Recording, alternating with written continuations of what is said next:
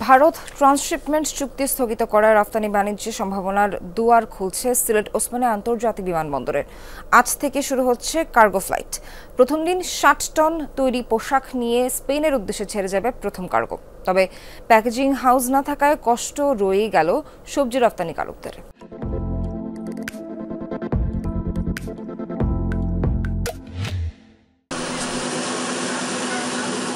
সব সুবিধা থাকার পরও ২০২২ সাল থেকে অব্যবহৃত পড়েছিল আন্তর্জাতিক মানের এই কার্গো হাউসটি। ভারতের সাথে ট্রান্সশিপমেন্ট চুক্তিতে প্রতি সপ্তাহে ৬০০ টন বা ১৮% তৈরি পোশাক রপ্তানি হতো কলকাতা আর দিল্লি বিমানবন্দর দিয়ে। চুক্তি বাতিল হওয়ায় রপ্তানির চাপ সামাল দিতে সিলেট থেকে রপ্তানি শুরুর সিদ্ধান্ত নেয় সরকার। ফলে ৩ বছর পর আলো জ্বলল এই কার্গো হাউজের। অনেক স্টেক হোল্ডার যারা আগ্রহী তারা বিভিন্নভাবে খবর নিয়েছেন, যারা অপারেটর তারা খবর নিয়েছেন। আমরা চেষ্টা করেছি প্রতিনিয়ত তাদেরকে প্রয়োজনীয় তথ্য সরবরাহ করতে, যাতে তারা উৎসাহিত হন এবং আমাদের এখান সিলেটের যে এত সুন্দর একটা কার্গো কমপ্লেক্স এটা যেন চালু হয়, সিলেটের অর্থনৈতিক স্বপ্ন পূরণে যেন এটা অবদান রাখতে পারে।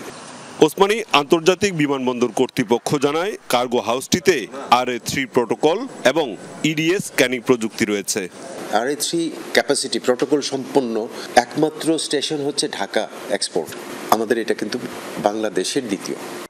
রপ্তানির সুবিধা চালু হলেও মধ্যপ্রাচ্য, যুক্তরাজ্য ও যুক্তরাষ্ট্রে সিলেটের রপ্তানিযোগ্য পণ্য, সবজি ও ফলমূল পাঠানোর জন্য প্যাকেজিং হাউস সুবিধা নেই। তাই ভরসাস্থল ঢাকার সেই শ্যামপুরি। অনেক আমাদের সবজি এবং ফল এগুলা আমাদের সিলেট থেকে রপ্তানি হয় এবং এটা সম্ভাবনা আছে লন্ডনে এবং আমেরিকায়, মধ্যপ্রাচ্যে আমাদের সিলেটের প্রচুর মানুষ, আমাদের কমিউনিটি আছে। এই সরকারের মাধ্যমে দ্রুততার সাথে শাকসবজি ফলমূলের জন্য একটা প্যাকেজিং হাউস কৃষি মন্ত্রণালয় যেটা খামার বাড়ি করে দেয়। যদি লং টার্ম ২-৩ বছর লাগে, তাই শর্ট টার্মের জন্য একটা বাড়ি ভাড়া নিয়েও আমাদের একটা ওয়্যার হাউস করলে আমরা আগামী সিজন থেকে ধরতে পারবো শাকসবজি, কাঁঠাল, আম সহ যেগুলো রপ্তানি হয়। তাদের মতে বেসরকারিভাবে প্যাকেজিং হাউস তৈরিতেও রাজি রপ্তানিকারকরা, শুধু প্রয়োজন সরকারি সিদ্ধান্ত। মাহবুবুর রহমান রিপন, যমুনা নিউজ, সিলেট।